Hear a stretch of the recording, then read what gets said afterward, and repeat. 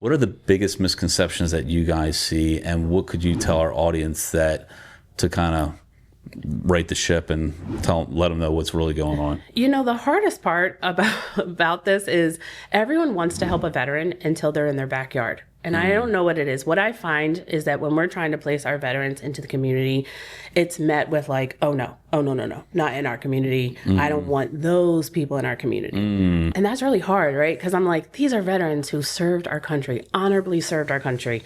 We're willing to do all the things that many of us are not willing to do. Yeah. Yes, they sometimes come with mental health and sometimes they come with struggles of addiction, but they really, really are just looking for someone to like accept them. Right. And there is a lot of veterans out there that are doing great things, that are giving back, that are opening their own businesses, that are volunteering at some other people's businesses. Veterans are amazing. And I think, yes, there's always a stereotypical, there was a veteran we tried to help and, then they had a mental health breakdown and it was scary. And I know that those things are real, right? 17 years of working with veterans, those things are real, but there are enough services for veterans that I think I think about not just veterans, but like across the world, if we could just be kind and a little more graceful. For real.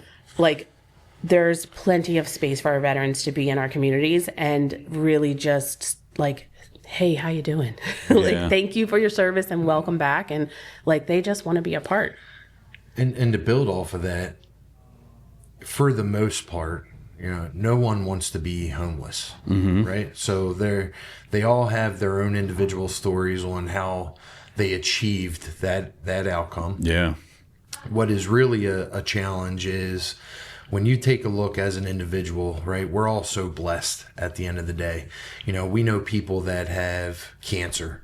We know people that have some other disease, and it's tangible, right? We've all been touched by that in our own lives, but there's not too many people that are at the cookout talking about Joe or Bob or Jane who was homeless, right? So they don't really know what goes into that. Not too many people have been touched by that in their life, and I think that adds to the misconceptions, and it's so overwhelming when you are homeless to where do I even begin? What is the priority? Is it to get a driver's license and a social security card so I can get a job? And if I have a job, then maybe I could get an apartment.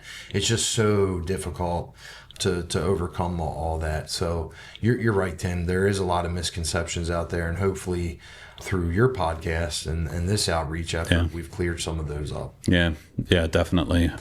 If people want to help you guys more, what are some different ways that individuals out there, maybe not just business owners, but individuals can kind of step forward and help you guys out a little bit? We talked a little bit about the money, and it's not all about money, right? There's a lot of really easy ways that you can help us. First and foremost is follow us on Facebook. Look for Communities Helping to Empower Patriots, People, and Professionals, or CHEP, or the CHEP Outpost, and just follow us, right? And when you see us post and you see something that you like, please share and like it. That matters, right? That doesn't it though? Just does. the simple thing of commenting or liking or just feeding that algorithm, because Facebook's going to push out those posts more than anything else. And it's free. Yeah. It's free.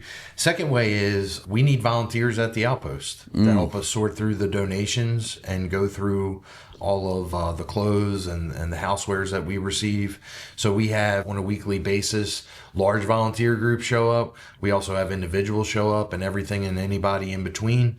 So if you're looking for the easy squeezy, free stuff, there you go. Follow us on Facebook and volunteer. Certainly we have customized programs as well for any organization or individual that's looking to give back. Just reach out to us after this podcast, and we'd be more than willing to have a conversation and set up something custom. Yeah.